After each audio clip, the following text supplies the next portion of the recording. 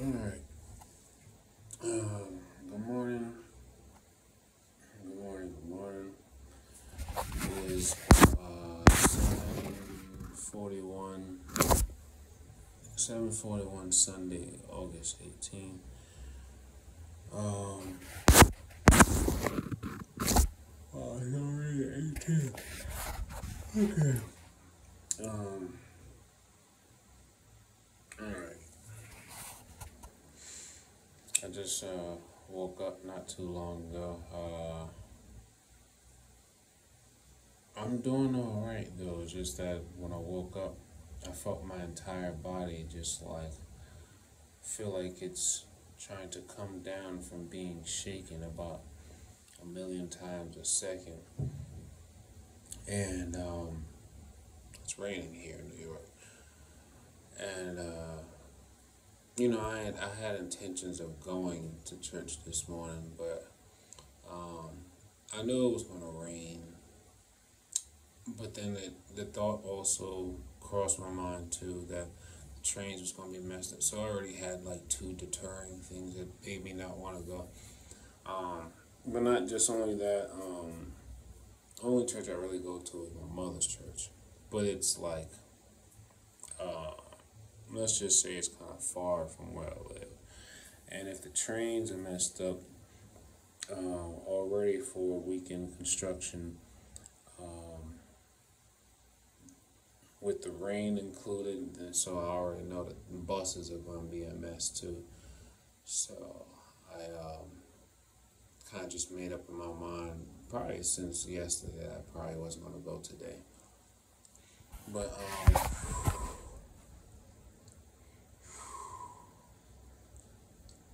I mean, if anything, I could always tune in online and watch the live recording. But anyway,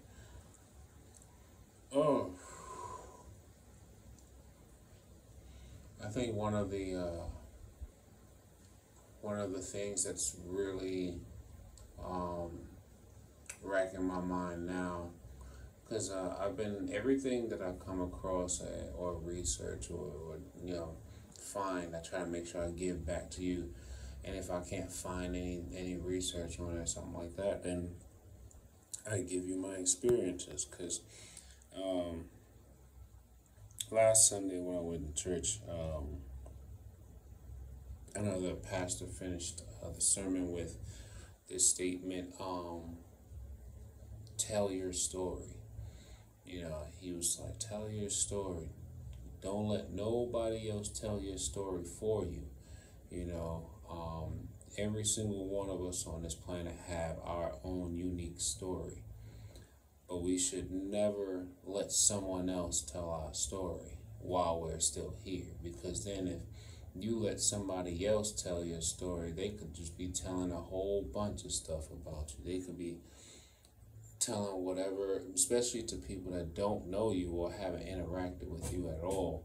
They basically just they're gonna absorb and take in whatever someone tells them because they don't know you. So if someone's speaking as if they know you, then that person that doesn't know you, they're just gonna absorb, all that they're being told. Especially if they're not someone that will, effortlessly think for themselves. Someone that think for themselves, they won't just absorb anything that someone tells them right away. But people that won't think for themselves, they're just gonna absorb whatever they're being told. So I know a lot of the stuff I'm dealing with, especially seeing since I got the B2K, a lot of their tactics, and I realize this over time too. The more aware I become of what everything they're doing to me and everything they're doing to other people, and how they use other people to have an effect against my energy level. And especially when we're talking about neuromodulation and brain mapping and understanding the brain mapping of neurons and how they're connecting to different things, because you got to remember, everything about our I guess, physical existence is mapped in electrical signals and how neurons are connected to other neurons. And this, if a certain specific stimuli happens here, that can create a connection to all these other things. And then now certain reaction within a body happens because this stimuli was present. Yo, I haven't even started reading this neuroscience textbook that I had found that somebody was throwing away at a delivery stop I was making. Somebody had a whole neuroscience textbook. I think it's as old as what, 2019 or 2020, something like that. So I was like, oh, this should be very helpful. Because I was like, my understanding of anatomy, like, I'll say this, like, when I was in school and college, I was doing pretty okay with anatomy. Like, it's strange though, because when I think about it now, this neuromodulating stuff, it's been around for quite some time, especially seeing how the wireless body area network has been around since 1995, and other various technologies that they're using incorporated with all basically biosensing technologies and monitoring of human energies and behaviors, or basically everything that's living. I'm realizing that they probably have been watching my progress and everyone's progress for quite some time, and they know exactly who is trying to learn what, how much they want that person to learn or to be able to recall. I was just explaining to my girlfriend yesterday that I don't like to use the word forgot no more, because forgot feels like it has such a negative connotation to it, or like a negative feeling to it. So what I like to use is I can't recall. Because when you think about how you learn, right? How you learn is you're basically building a connection. You're strengthening a connection within your memory based on the stimuli that is received from reading, touching, feeling, sensing, through your senses or whatnot. And you learn by strengthening these connections. What they're doing with not just chemicals and light and sound frequencies, what they're doing is they're controlling the stimulation. They're controlling how much neurotransmitters, or they're controlling the synapses of our nerves and neurons. They're controlling the synapses, how much information can get through from one, what was it called?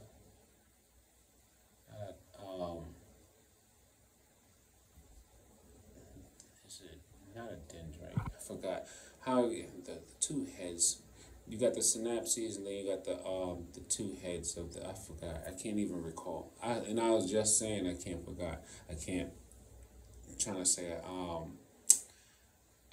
See, and that's how bad it is, because it's like they're flooding the synapses with basically electrical currents, or if I can remember, they're flooding synapses with with an electrical current. The voltage gate is like open, and they're using like stimulation from light that you can't see, but trust and believe. If you take the palm of your hand and you move it side by side on the right side of your body, if you're going to feel, like, depending on the pressure that you're feeling inside your head, that's going to help you determine how strong you're going to be able to feel it in your palm. But like this, I realized just by taking my hand and waving it side to side, I could feel the energy, the thermal energy, and I could feel the magnetism of energy, like basically resonating with different parts of my brain, and then I could feel the pressure of the waves pushing against my hand. So, and then when I come back like this, I could feel one energy wave kind of looping like this, and then it goes right into the memory cortex. So when I say I don't like to use the word forgot, it's because it's not that I forgot.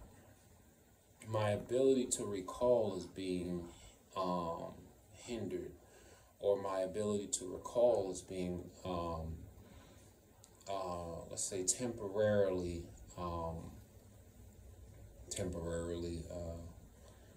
blocked. There you go. My ability to recall is being temporarily blocked by a malicious entity of people who are also mixed in with transhumanists and possibly aliens, but I can't even prove all that. I don't know. I've been watching the show V, and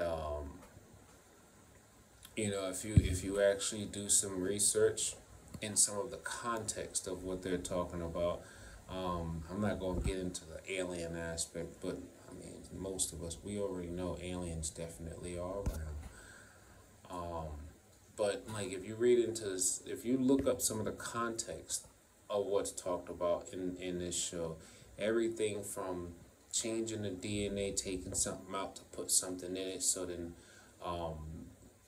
humans could be more evolved, or using certain types of energy that's supposed to be clean energy, because it's it's supposed to be some new whatever. I don't know. There was a whole lot. I can't really recall too much right now because there's so much. It's like, all right, there's this one wave that's stimulating something on my frontal lobe. It's like right here. There's one wave. I believe there's a nerve that's somewhere over here, right? And there's a light wave that's traveling through. There's like a light wave, and it's stimulating right here, right? And that's creating pressure that's kind of traveling all up the side and around my head here. Or rather, they're probably stimulating somewhere over here, and then I'm feeling the energy travel up to the front, and then I can feel it go here. But yeah, they're flooding my synapse, my neural synapses, so then it's delaying the information that I'm trying to pull out. It's delaying it from being able to come forth. Because I realize it's not that I forgot. It's like, if I don't want to remember, if I tell myself not to think about it so much, I guarantee you, as I choose to stop thinking about it for some time, all of a sudden this pressure is going to fade. This pressure in my memory cortex is going to fade. That means they will have already forgot about it themselves and stop stimulating that area of the brain. Once they stop stimulating that area of the brain, all of a sudden, I bet you, if you ask me the same question without anyone else thinking about that same question around me, that answer will pop right into my head. And I started thinking about it. I was like, my entire life, I've always been a studious person. I've always been really excited about learning things, or wanting to build and stuff like that. And then I just remember, every time when it's always like, it's something very particular about how whenever it's a time that I need to actually recall and show or demonstrate what I know, all of a sudden that pressure builds up on the side of my head. it's almost like every time I was trying to remember like the right answer to something, or how to really explain something that I know, I always feel this pressure build up on the side of my head. But it only happens when I'm trying to remember something that's probably considered very important. And at the very time when I'm trying to remember, it's always like just when I really need to pull up, that pressure is there, right?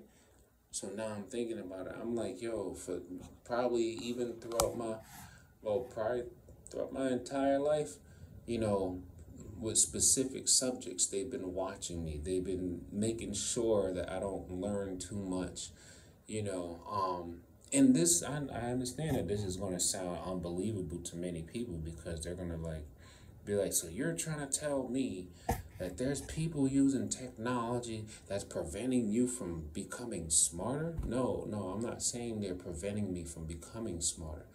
They know how intelligent and they know how smart I already am. They're preventing me from ever really putting all the pieces together about life in general.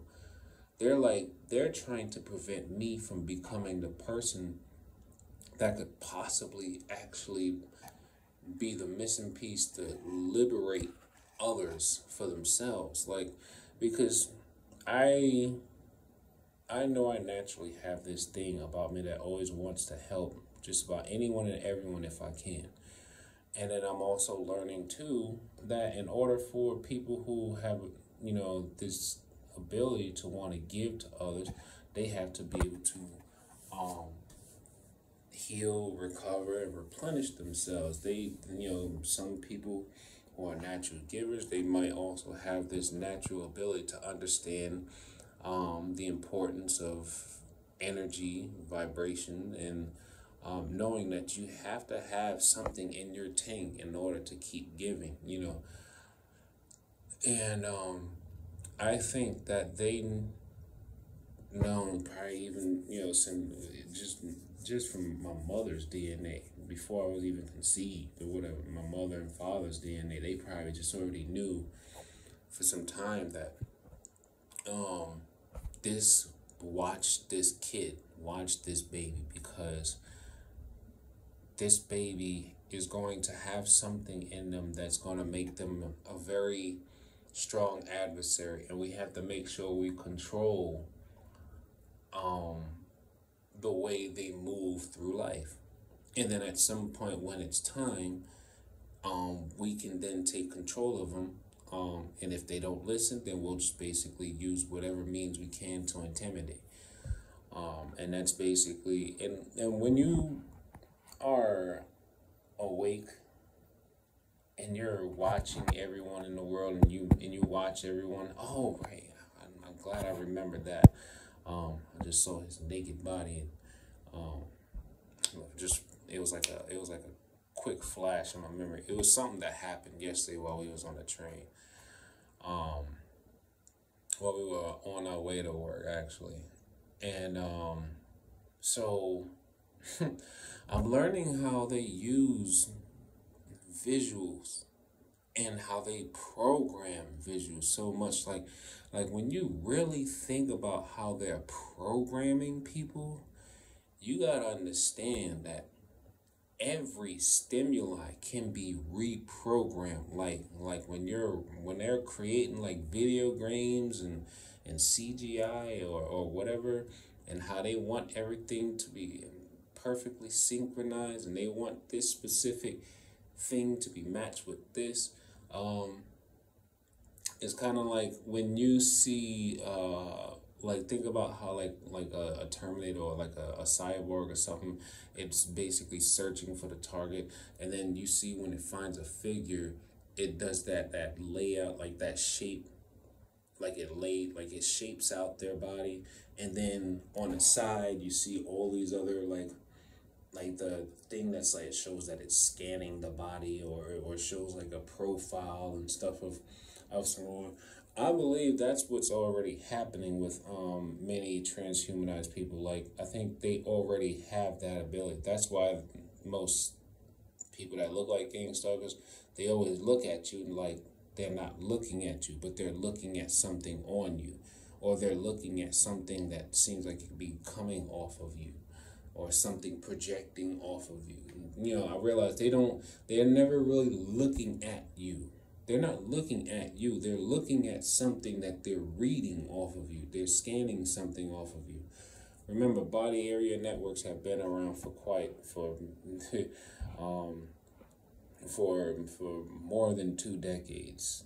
More than 2 decades. And what are we talking? We're talking about 3 decades at least. I think, yeah, about 3 decades now. Because it's at 95, right? I was born in 89. I'm 30. Yeah, so more than 3 decades. And you know, I'm realizing that. And then, you know what? As much as the V2K, they always saying everybody's a part of the secret society. He don't realize everybody is struggling. And I'm like, yeah, that may be the case too. But me being aware of what you're doing, that's not gonna help me like condone what everyone is doing. So because everyone don't know about frequency resonances, how this technology is manipulating their neurons and their bodily functions, and how they can, you know, recall things, or how it's affecting their pain sensors, stuff like that. Because people don't understand it, and because maybe they don't want to learn about it, or maybe because they're too fearful to try to learn about it, because they've been told if you speak on it, or if you learn anything about what we're doing, you know, we're going to do this to your life, or we're going to do this to your child, or do this to your parents, or do this to your job, or, you know, I mean, obviously, you know, because even in that show V, the aliens straight up had a whole nother agenda. They came to them about something, we are of peace, and we got all this technology to help you and heal you and revitalize your planet. Nah, they had a whole secret agenda. They had a whole secret agenda to basically harvest energy and DNA from the best humans that they can find, and then inbreed with them to create a better species of aliens, and then basically eradicate the remaining leftover humans that they didn't take the best DNA from, and then possibly just wipe out the remaining, like, what is supposed to be God's creation, God's humans, you know. And then it's like, what's going to happen after that, right? So they out here all across the world, really, manipulating people's DNA through light and sound frequency, and also like chemical poisonings through the environment and stuff like that. Like, they're doing all this stuff to us, right? And then you get all these people who are fearful for their lives, right? You know, I get it. You're fearful for your life. But I am somebody who has something called faith, and I refuse to believe that, if I just do what they're telling me to do, my life is going to be so much better. No, because if I remember correctly, that's exactly what an enslavement sounds like. That is exactly what, like, you can't even call it an indentured servant, because I don't owe nothing to them. You don't owe the secret society nothing for you to be giving away your spiritual sovereignty. You don't owe them nothing. If anything, they owe you everything. These people owe us everything. Because when you think about it, they're the ones, we just basically were born into the world. They're the ones who basically sought you out since before you even conceived. They sought your parents out. They sought your whole family's DNA, sequence out. They sought you all out, right? And then they put together the research and the resources necessary to find out whatever they need to do so that when you were born, they were ready for you. They had all the different weirdos in your family or around your community to make sure that they have some type of influence into your life or interact with you in some way, so then you have some type of traumatic event that they can use. They have some type of traumatic event that they have done to you, because trust and believe, they have been surveilling and watching everyone for many years.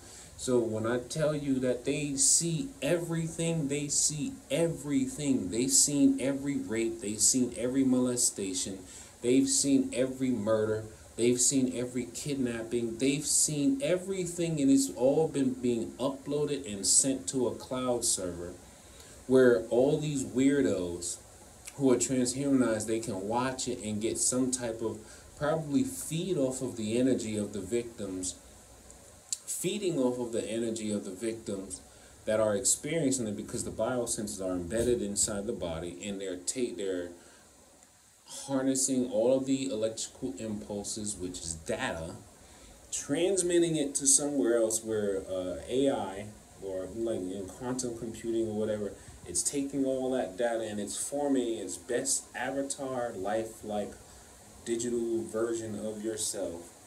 And then not only are they just taking these experiences and forming a clone version of yourself in a digital world, but they're taking a clone version of the entire world, everything that's physically in the world, and putting it in this basically this AR VR simulation thing, right? And then they're tinkering away at certain things, like they could, like the biosensors, because they're nanoscale.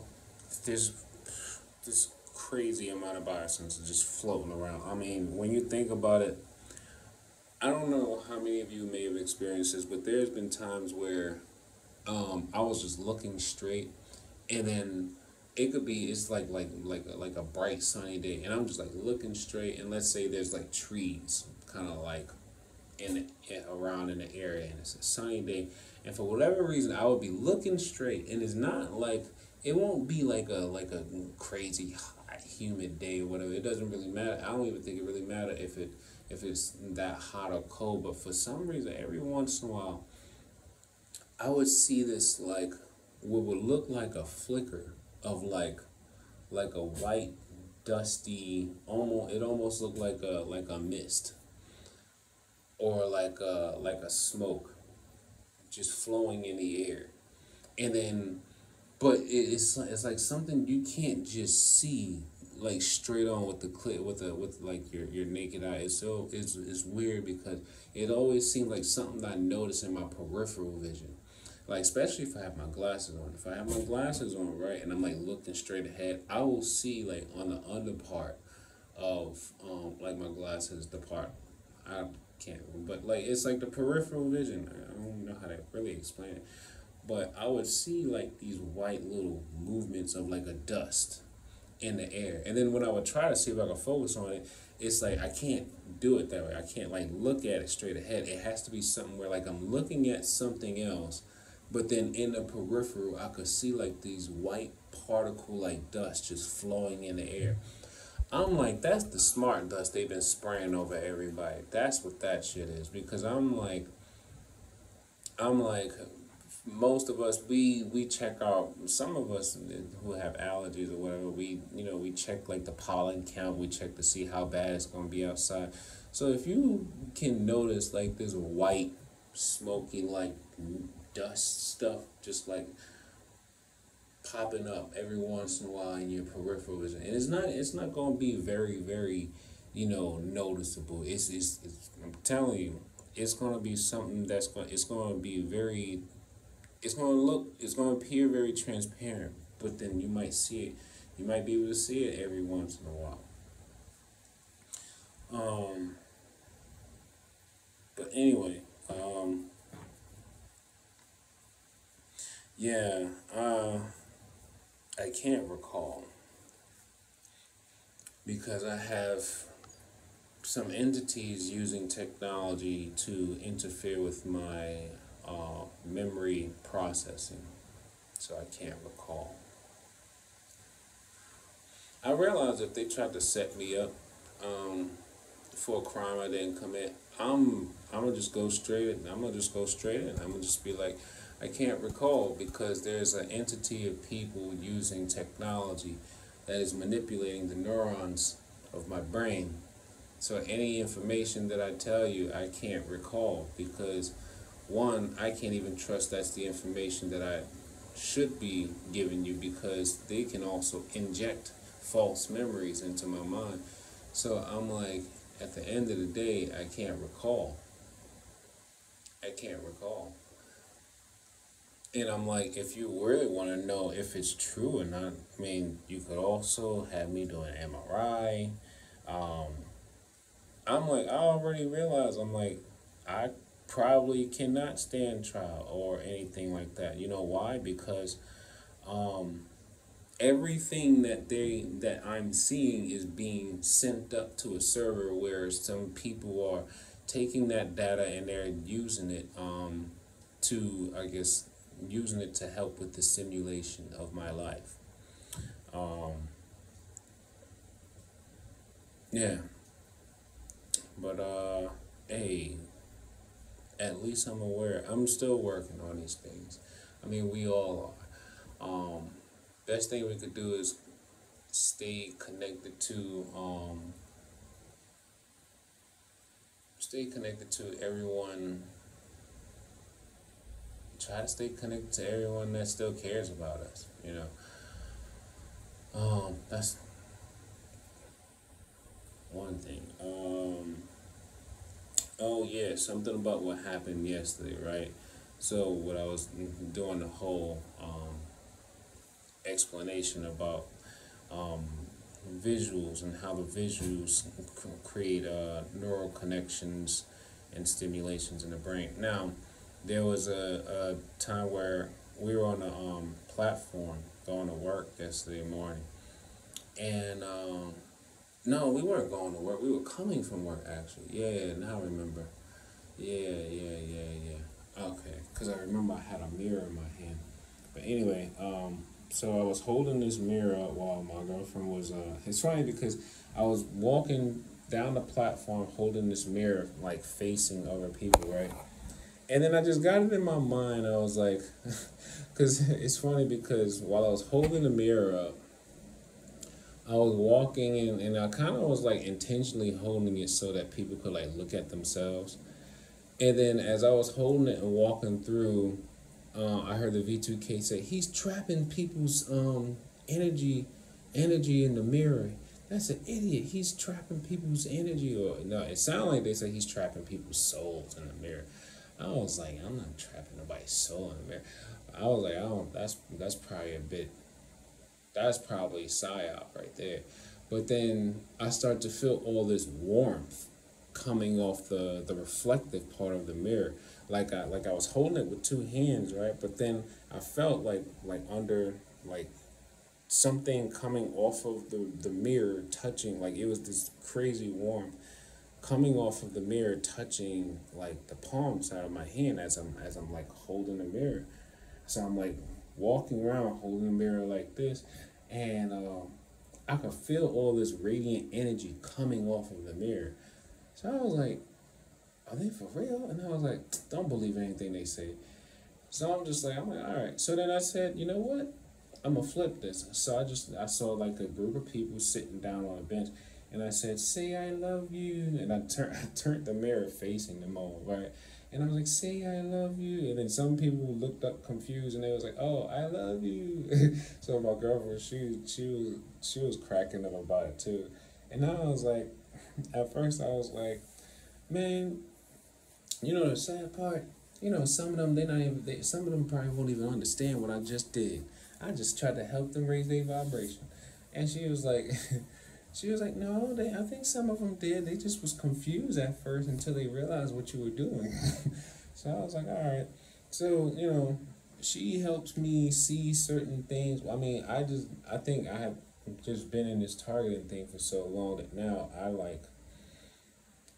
I look at everything. I look at everything and, you know, of course, you have to choose what you want to focus on. So, but, yeah, She helps me, you know, she helps me quite a bit with a few things. Um,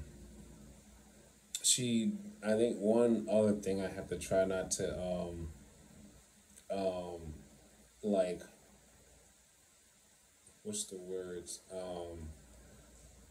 Uh, Fall into the mistake of underappreciating is her ability to still want to, like, like she still, it's like she still wants um a lot of things that are, I guess, a part of the world, I guess. And my focus now at this point is like I realize, um I don't know, I realized their whole, after, I think after like maybe 2 or 3 years, I realized, oh, their whole MO is going to be about taking things away from you to try to make you, to try to basically control your frequency, taking things away from you, taking people away from you. So I was like, oh, okay, so if I'm gonna really be able to survive this, I have to learn not to. Oh, I gotta do basically what people have been saying all my life. Put no faith in no man, woman, or thing on this planet. The only thing you gotta put faith in is God. And you gotta remember, God has been taking things and people away from other people, always with for a reason. And because you got to remember, God is a jealous God. And if you ain't learning what you're supposed to be learning, trust and believe, that's probably why God took it away from you. If you ain't been learning what you're supposed to learn, that's probably why God took it away from you. Then there's also a lesson in, there's always a lesson in to learn when it comes to learning how not to have, or appreciate what you still have after something was taken away. Gratitude, I've been learning through like esoteric stuff too, that showing gratitude is one of the greatest, it's like one of the greatest, I would say it's a skill to show gratitude. It's like one of the greatest skills that God gave us to learn, because the universe tends to bless people even more who shows gratitude for everything. People who can actually be grateful for troubled or traumatic experiences, those are some powerful people when you think about it. Because I've been learning a bit more about the usefulness of emotions, the power that you can gain from emotion. Even in this show, even in the show V, there was a moment where, okay, so in the show, the current queen, Anna, she's basically trying to fulfill her plans to pull out a all out scale invasion on Earth and whatnot, and she knows that one of the problems that her species have been dealing with is the understanding or interpretation, or what they call an infection of human emotion, because they consider, and this is where I made another connection about the whole gang stalking stuff too. Human emotion, they say, is destroying their species. They say humans have emotions, and emotions are basically useless for the evolution of their species, because in order to do certain things, you need to not have emotions. But so apparently, everyone thought that the Anna's mother, that queen, the previous queen, they thought that Diana was dead. Oh yeah, this is a spoiler. Apparently Diana's not dead. She's kept in like some, I don't know, some secret dungeon or something like that. And Diana learned so much from her time ruling that human emotions are actually a lot more powerful and a lot more useful to be controlled than to try to push out and to like get rid of. And Anna's whole thing is she wants to try to dominate and destroy humans, but she feels like human emotion gets in the way. So what she's trying to do, she's trying to find out all these different ways to try to extract the soul and remember, rest in peace, Dr. Robert Duncan wrote Project Soul Catcher, and he's talking all about basically technology that is decoding the soul and now trying to create a virtual copy of basically what would be like the avatar. And the digital version of your soul is basically the avatar. So they're basically trying to like replicate you in a digital version, so then some sociopaths can then decide, okay, within the next year, we want this person to become this person. Think about it before and after. So it's like if you were like, let's say you were somebody that loved butterflies. That's the version. That's your real version. That's your physical you. That's you in the now thinking you love butterflies. But they have all this data that they've been collecting about your life for so many years, that they've constructed a digital version of yourself. And they're like, okay, they click on this one, this one tab or node or whatever dot that's in your energy field that's replicated on the avatar. They click on this and they say, okay, we want to remove or we want to basically make them hate butterflies. So now what they do is they basically does some type of computer coding or whatever. I don't know all the specifics, but they do some type of coding or whatever. Then what they do is, because we are all linked to the system through this link here that goes right into the prefrontal cortex,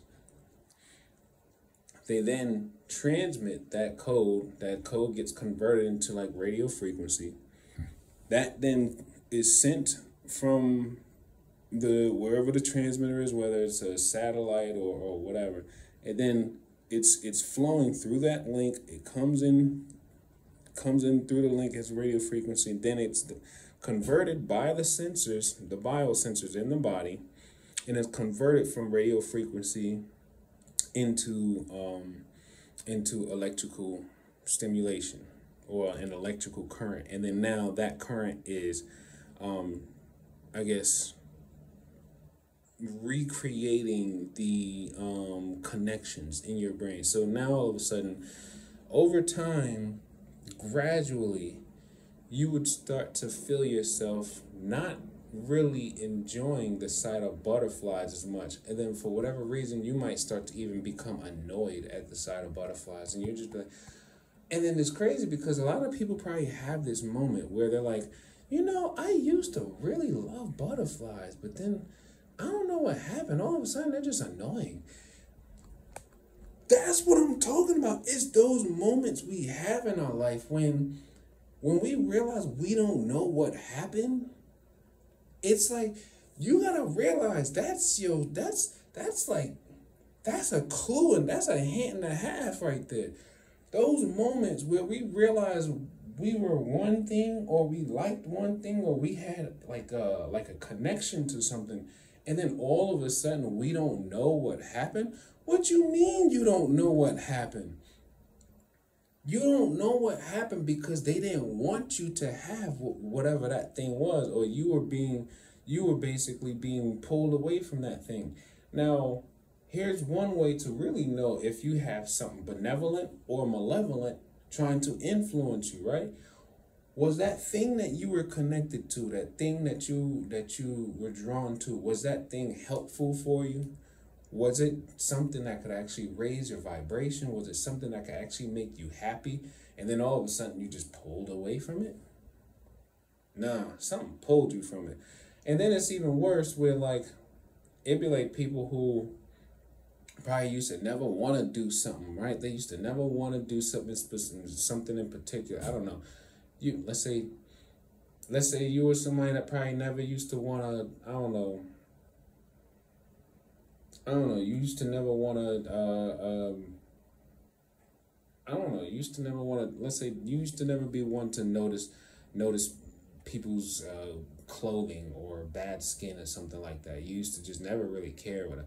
But then all of a sudden you start to notice something changing in you. You just like all of a sudden now you're paying attention to certain things about people that you used to never pay attention to. But it's not really like you're noticing anything that could be helpful for that person, but you're noticing things that, like, if you were to told them these things, it could also, it could hurt them in a sense, or you're basically painting a negative image of the person that you're looking at. So it's like they're changing so many aspects of each and every single person through electrical stimulations. And I gotta get back to the mirror story, train station story, but because I want you to, because I guess I'm giving this backstory because I want you to know exactly what happened before I tell you the story, because it's definitely very nasty, and I thank God that nothing happened. But anyway, so let me just go ahead and tell the story. So I'm holding the mirror, right? And, my girlfriend, she's standing in front of me and she's like singing at herself in the mirror while we're standing on the platform. And I see behind her, there's this, no, I think we walked past him too. We had walked past him already. There was this guy. He was like naked, most likely homeless, probably dealing with psychological issues induced by the secret society. Who knows? Whatever. Anyway, so we're like walking down the platform, and I noticed that he has like a shirt. He has a shirt wearing it like shorts. So I was just like, okay. And it's kind of like a moderately crowded platform, and he's like going around like doing all this stuff and whatnot. And then we walked down to the end of the platform. So now, like, I'm standing there, I'm like holding the mirror. She's like singing, looking at herself in the mirror, and I see him coming, right? I see him coming. He's about, let's say, he's walking towards us, and then he stops about 20 yards behind her. And all of a sudden, I get the idea. I start to angle the mirror a little bit more, and then I see him. He kept looking down, right? Then all of a sudden, he gets down on the floor, and he's like this, and I could see his eyes looking at the mirror, right? So then he gets up, and then he says something. I forgot what he said. But I could tell he noticed himself in the mirror a couple of times. And I think I did that because it was something. Oh, right. I was watching this video about ways that chosen ones can help defend or protect their energy from energy vampires or people trying to manipulate them. And they were saying to imagine yourself like a mirror. Everything that every person sends to you, you want to reflect it right back to them, right? So I was basically literally walking around with a mirror. So anyone who is probably, transhumanized or knowledgeable of directing their energy at a person, I was taking that mirror and I was like going around. If they just happen to be trying to send something my way, I was trying to reflect it right back. And I think that was that warmth I was feeling on the palm side of my hand, because I was holding the mirror like this, the mirror reflecting back out that way. So I was holding the mirror like this, and I kept feeling this warmth building up on the reflective side of the mirror, and I was like, But anyway, so the guy gets up, and then now he's walking over towards us, right? And he's getting close. He's like getting, I'm telling you, he's probably a lot more closer than many people would have, but I'm just like, yo, train tracks is the train tracks was literally less than 10 feet from me. If I wanted to, I could have knocked him. I could have knocked him right out, and he would have fell right into the train track. But I was just like, peace, be still. I was like, all he's doing is talking, right? So he comes walking by, and then this is where it's gonna get nasty, right? So as he's like walking closer, right, swinging. My eyes, I couldn't help but because I had to watch him. I had to watch him, right? I didn't want to lay hands on a man if he didn't look like he was gonna if he didn't look like he had the intention to actually touch me. I was like, you can say what you want, just don't touch. You know. So guys like walking behind, and then I hear him say, "Stop looking at my dick." and then he's like walking past us, right? He walks past us. So I don't know. I think she's focusing on the mirror, you know, and I'm like, good, stay that way. And well, yeah, whatever. You know, that way she doesn't get, you know, too anxious or whatever. So she's singing into the mirror, and all of a sudden, there was also this Asian family of four that had walked past us too. So then he's now behind us. I'm automatically assuming she's at least gonna watch my back. So in case he try to do something behind me. Then somebody was like, how's she gonna watch your back if she looking in the mirror? I'm like, because she knows there's a naked man walking around. So now I start telling myself, if he does something, I want to be ready for it. And I was like, damn, I don't want to use the mirror. All this is happening in seconds. These are the thought processes I'm having. So I'm like, all right, I'm going to set the mirror down on the ground. And it's crazy because I felt my energy levels changing. I felt it trying to change from like I was in a peaceful state, and then when I noticed this dude he was playing this game with like trying to really invade personal state. He was playing a dangerous game because I'm like, yo, you have no idea. I understand you're controlled by them, but you have no idea if you cross that line. I'm gonna at least make sure you don't fall in the tracks. I'm gonna try that. But I was like, Lord, please don't let today be the day. So I'm slowly setting the mirror down on the floor, and I think that's when my girlfriend kind of like came to the present or something, and then she noticed me starting to lower the mirror down. And then it's crazy because I felt like I almost wanted him to try something, because I was like, you know, with gang stalking and whatnot, you know, they're all being secretive about how they're attacking you and how they're manipulating your energy. And it's like, when you've been doing this for so long, you know, you also remember you don't really have someone that you can point the finger at, or, you know, you like, if a bully hits you, you can hit them back, you know, if you choose to right away. If you choose to hit them back right away, you can hit them back. But with this gang stalking stuff, it's like imagine, you know, you're walking through like a forest or a path or whatever, and you keep feeling these rocks hitting you. And every time you look to turn around, you don't see nobody, but you keep feeling these rocks hitting you. Somebody's throwing rocks at you, and every time you turn around, there's nobody there.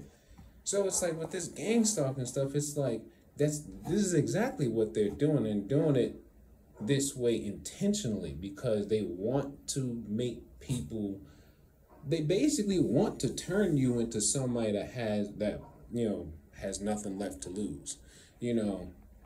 They want to make you into somebody that has a criminal record, or they want to make you into somebody that, well, like I said, that has nothing left to lose, because they can control you better that way. And then it's even better if they could get you in one of their institutions, whether it's a prison or some type of psychological institution. They are doing all these things because they want to get you to a point where you no longer are yourself, and they get you to a point where now you're the person that they want to control most, because now you made the mistake and you overreacted because they were setting you up to react to this situation.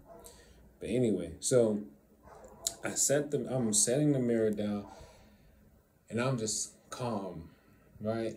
And it's funny because all of a sudden I start to feel, now mind you, because I've been training myself to notice more subtle energies and stuff, I've been feeling like everywhere he moved, I felt like this streamline of energy. Like I felt his presence. Everywhere he moved, I felt his presence.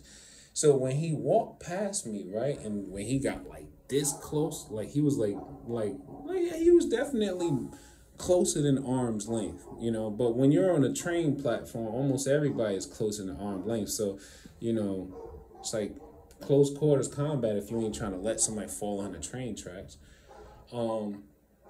But anyway, so now they're saying I'm a stupid nigga because I'm basically, you know, saying things that could be used against me. All I know is at some point that server's gonna get exposed and I'm gonna be able to get justice on the dude that set me up. 1490 Boone Avenue. I don't know if he's in the same apartment anymore, but I know I got details. I got the image of him. I know what his voice sounds like. If I seen him, if I heard him, I can't trust too many things that I'm hearing because a lot of injected audios. So it's more of if I see him because he's almost like a traumatic memory. So I remember him like it was yesterday. His girl too. And I don't really recall the one I call Tyshawn too much, but I remember what his girl's cousin looks like. But anyway, so I felt his energy kind of getting closer again towards like coming towards the back of my right shoulder. And then it's funny because all of a sudden, as he comes by, I hear him say under his breath, "I didn't mean no disrespect. I was talking to them." And then I was like, He walks by and he says this though, but he's like still walking away. And then he's like, I found it interesting because when I first saw him when we came into the train station, I was like, instantly my mind said, okay, he's probably controllable for them. That's how I'm starting to look at everyone now. I have to, one, analyze or read people's energy, right? You gotta learn to read people's energy because people's intentions vibrate off of their out of their aura. That's a very real thing. I realize unless you know how to hide your intentions that well, you've probably been learning about some energetic things to hide your intentions. But in your aura, your energy field, your intentions is gonna come out strong. Whatever you are intending to do is gonna come out in your intentions. That's why people who study, who know how to read liars, they are reading so many different things. They're learning to read so many different things. But anyway, yeah, he like walks by and he's like, "I didn't mean no disrespect. I was talking to other people," and he's like still walking. And then I was just thinking to myself, I was like, "Ooh, thank God." I was like, I was hoping today wasn't going to be the day. I was like, because I was like, bro, you ain't even no real threat to me. I'm like, you're not even the enemy. I felt bad for you. And I was like, please don't make me have to lay hands on you, But anyway, so I was just glad that it didn't happen, right? And then it's funny because sometimes my girl, she's like, sometimes she be there, and then sometimes she's not there, But that's all of us really, But I mean, I'm sure if I'm not there, she's always there, like present, because she always be telling me stories about when she's like walking by herself and having to deal with all whether it's regular crazy people or it's gang stalking people. She tells me everything that she goes through. But yeah. So what I noticed is when I saw the guy, right, I almost felt like, I almost felt like when I saw that he was naked and whatnot, I kind of made those connections, like how the Terminator or cyborgs or whatever, they see the target, then they have all like that. I literally, that's what I did. I automatically wrote up in my mind. I was like, okay, acknowledge the fact that he's naked, wearing a shirt around his waist. All right, so you already know several things not to do that can excite him, right? Because if you've lived in New York for quite some time, or any busy city or metropolis or whatever, and you've been around homeless, you've been around people who have psychological, disorders or whatnot, you already know that you shouldn't do anything to excite them, but you also need to be aware of their presence. And I also like to think sometimes, that you really should make yourself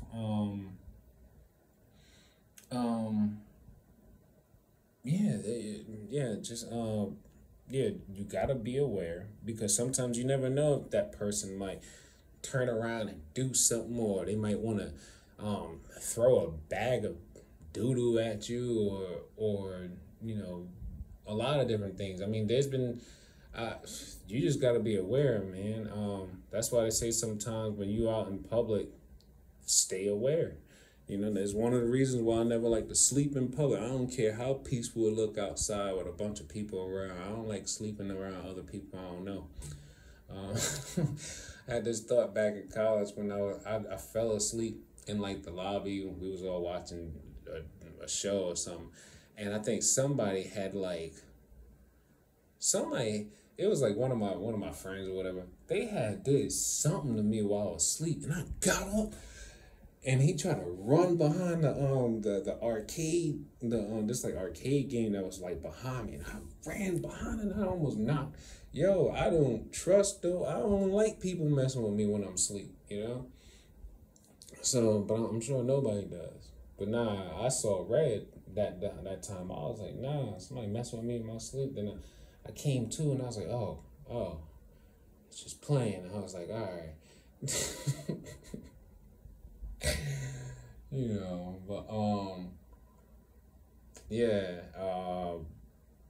I kind of just like already saw so many different things about this person, and it just already told me, all right, give space for the fact that he could be controlled, and then I also realized, I've been looking at almost everyone that's like probably addicts or homeless or whatever the case may be. These are all people who are probably victims of the secret societies and their technological influences over the human biofield. You gotta remember, a lot of these people were probably experimented on and pushed into certain activities that led to other life experiences, and then a lot of times you gotta remember, a lot of people who become homeless or addicts and stuff, they had been, or they're victims of traumatic experiences most of the time that they haven't really learned to properly heal from or cope with. Somebody probably came along with like, hey man, you're suffering, I got something for that suffering, and the next thing you know, boom, you caught up. That's why I don't necessarily like, I don't try to have any real negative feeling towards people that I see in certain environments, because I realize something happened to put you in this position. It's one of the reasons why it was the security guard I was talking to at one of my deliveries, and I was like, man, I wish you was here when somebody stole my packages that one day. And then we was talking for a bit. I love meeting people that seem normal, even like I love coming across like genuine people. It reminds me that sometimes there may be some angels. Really, there are angels. Not maybe, there are angels walking around that look like human. They're angels in human disguise, and they sometimes they have the right word to say to you just to make you feel better about your day and whatnot, But I was talking to the security guard, and he was like, "Man, sometimes I see the homeless people around here, and I try to talk to them, genuinely and nicely, because I look at you, not me, but he's like, I look at the brother on the floor, and I'm like, I see you, but I also see me, because if you down, I'm down, And I was like, he was like, and I try to speak words to him, so I was like, brother, get up, brother. He was like, you can't be laying on the floor. Get up, brother, blah, blah, blah. So of course, he was trying to be, nice and genuine about it. But then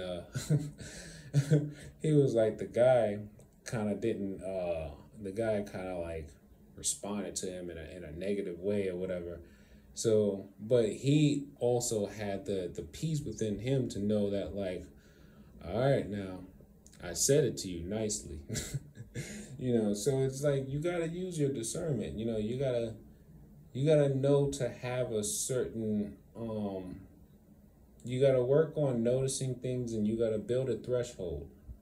You gotta work. You gotta find out what your thresholds are and what you're willing to allow to happen and not happen. But I don't know. Yeah, the whole thing with the homeless guy, that was interesting. The fact that he came back and mumbled, that his apology, I was like, oh. So I was just like, okay. So I was like, yo, they really be trying people. They really be sending people, or not that they were sent, but they probably were already in that environment. And because every single person around the world has a node, they probably saw him and was like, oh, we can use him to see if we can get him to do something. So it was just like, they probably knew he was already in the train station, clicked on his node, and then probably told him to do something or whatever. And then, he tried me. He tried. But to no avail. Cause I was like, yo, stand back, don't react, let God handle that. Yo, still standing. Yo, people like you, we be helping each other out in this whole Target experience, But yeah, so yeah, I just try to really make myself more aware, and I think it's very, very important that we all start learning what we can about energy centers. We start learning what we can about the power of emotions. We start learning what we can about frequency resonances, and how we can use frequencies, whether it's through light or sound, to possibly combat against the stimulations they're doing. Like right now, let me see. So right now in my back, right, they have so much stimulation going on all on here, but it doesn't feel like bone. It feels like I'm not really sure what it looks like when they take like, let's say if they took electrodes, put it into like someone's like muscle, right, and then they're like stimulating like the tissues of the muscle or whatever. I'm not sure what it looks like, but when I feel back here, right, the areas that they're stimulating, it feels like bulgy, but like almost like I don't know, like instead of it feeling smooth, right? Like, cause like I don't really have any like bulging muscle injuries or anything like that. I haven't torn anything or anything, but like when I feel, right, and I feel like the tissues, like the I guess the tissue of my muscles and whatnot, they feel bulged, right? They feel bulged, and then there's also like a pulse. And then every time I move my fingers over the areas that I'm feeling that bulge at, I feel all this like this wafting heat come off the area. Just the area itself, not like the whole back that I touch, but it just be that area, right? And then when I would move my hand over the area, I also hear this tone change. It's like sometimes I'll hear like there's like this steady ringing, right? That that's caused by the remote neural monitoring. That's the signal. I believe that's the signal that's carrying all the data and all the commands that they want to have happen within the body. So every time I touch over an area that's stimulating, I could hear it's like because your hands emit light, right? And they're transmitting light to a transmitter or a biosensor. When you move your hand crossing the path of that light, you're also causing an interference. It's not going to be a great interference, but it's like when I did that just now,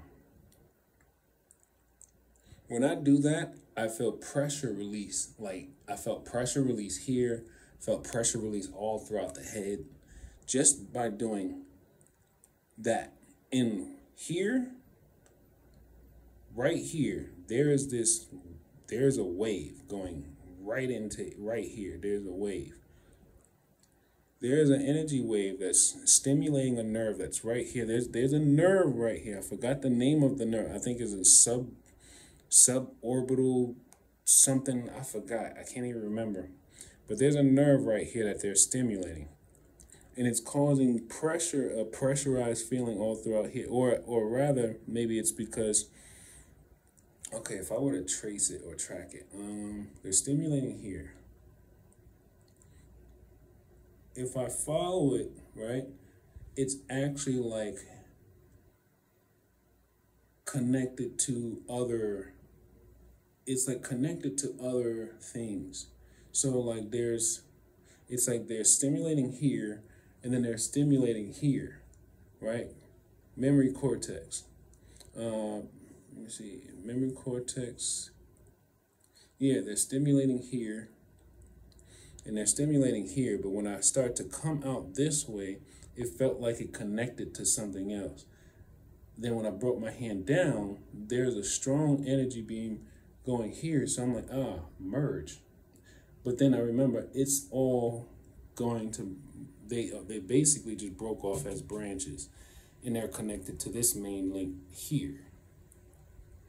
Now, holding my hand here,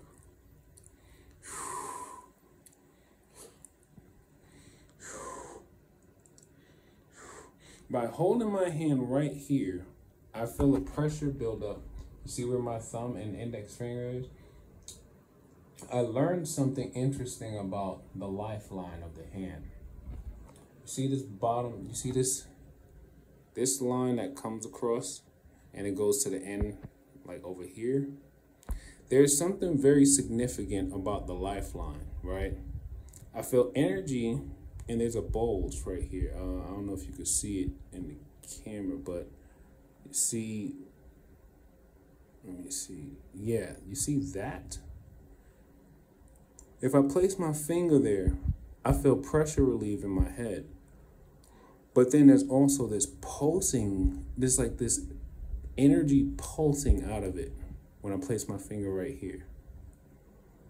If I say something with a healing intention, so like I say, like I'll place my finger there and I'll say here, right? All of a sudden I'll feel more energy come out of that little bulge. And then eventually it would start to smoothen, it would soften. But then that pulsing feeling becomes stronger. And not only does it get stronger, it actually kind of almost like dissipates. So I just felt like this shock wave just go right through my other fingers.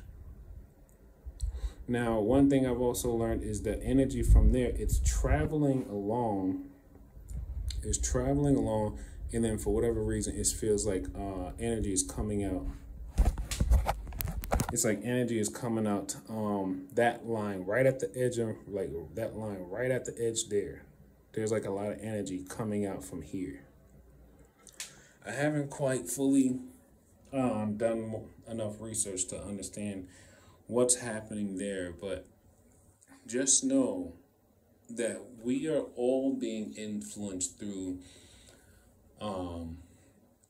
basically electrical stimulations created or that have been converted from radio frequencies and light.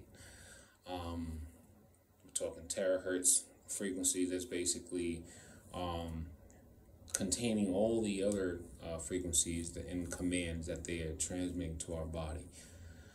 I think that's it for now. I've been talking here for long enough. I don't even know if people watch my whole, like all my videos or the whole thing. I know a lot of it sounds like rambling. A lot of it sounds like, I try not to vent too much. But they're like, Chris has no idea. And I'm like, well, only thing I really need to know is to be aware. Yeah, just stay aware. That's the one thing. Because now that I know what's happening, now I just know to just continue being aware.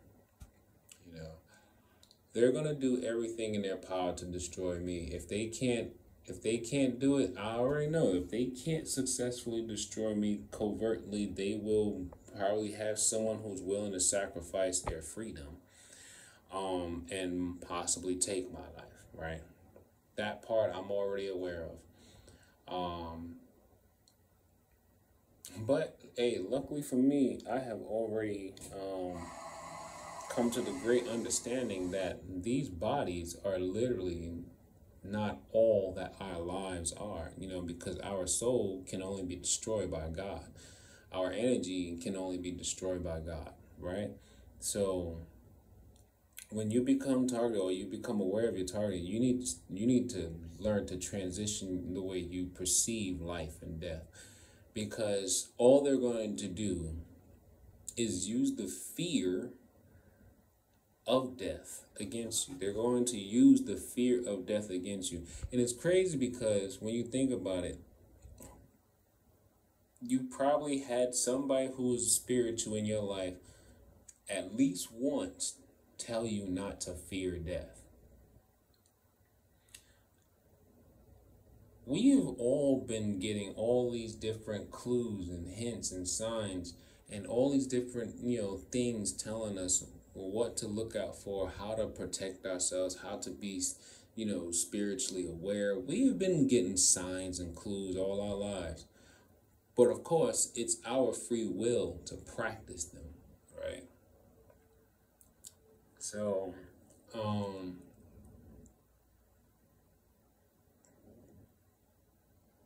yeah. Don't let fear really be the reason why you died. If you die, let it be because it was just your time to no longer experience all the traumas that's here on this earth. But you've done everything that you could to be an uplift in someone. You've done everything you could to help people, and don't let anyone make you feel bad because you're exhausted or you're tired or you're in a lot of pain, because not everyone is getting hit like you. You got to remember that. Not everyone is getting hit like you. So anyone who wants to call you lazy or whatever, and they do not know what the pain of being overstimulated feels like from some remote sociopath somewhere who's having watch parties so that other people can transmit or route data through you and cause you pain and whatnot. Don't listen to none of those people, because they don't know what it feels like to go through what you're going through. If anything, they're probably benefiting off the fact that they gaslighted you into I don't know, whatever. I need to cut my hair because I realize my hair is probably collecting so much of these biosensors and neurotransmitters. And it's like I realize when I take my shower and I put like let me go ahead and show you this real quick. So this is not this is just a Dr. Bronner's container, but in this, my girlfriend has started doing this thing, right? So this is actually a solution she has made.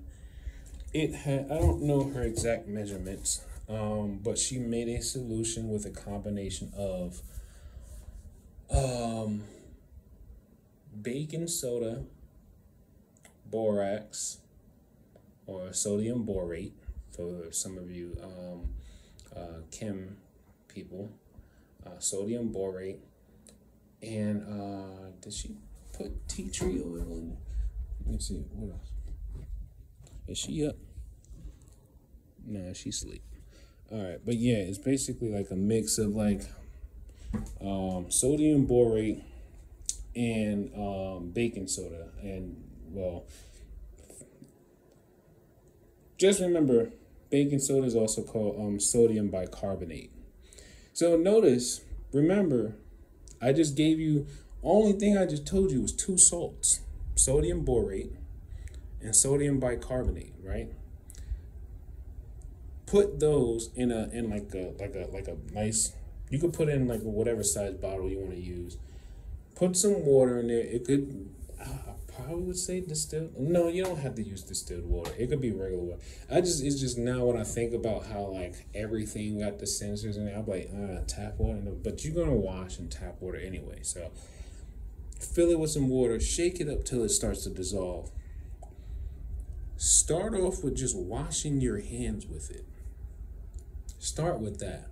So it's interesting because like I wash with that, like at first if she came up with the solution I did. I used to just straight up just pour some borax on my wash rag, put a little soap, and then I'll just scrub over the body with it.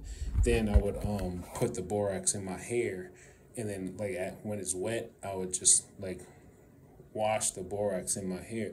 That's one of the other reasons why I'm like, I need to cut my hair, because the hair feel like it's like making it difficult for the borax to really get to the scalp, so then it could, and then the reason why I'm using borax on my scalp is because I found out that sodium is considered a fire retardant, meaning that it has the ability to block chemical reactions that can cause heating. So I was like, I started putting it in my hair, and then when I started putting it in my hair, I started to feel like, first thing you would notice, here's the first thing you notice when you put borax on your head.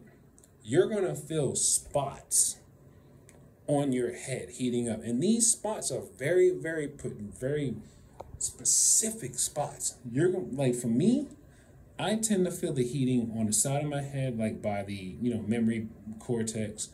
I would feel heating on the back of the head, right where like the visual cortex is at. I would feel heating up here where the prefrontal cortex is at. I will feel heating in the center of the brain, which I'm pretty sure that's where they're probably sending light down into the pineal gland. I would feel heating on different parts of the head as the borax is dissolving. It's basically causing like some type of energy interaction between the light that's being transmitted into the brain and then the borax basically causing some type of interference, whatever. But yeah, just shake up that solution, right? You shake it up, get it to dissolve so it's not sticking, and then put it on the rag and just wash off with it.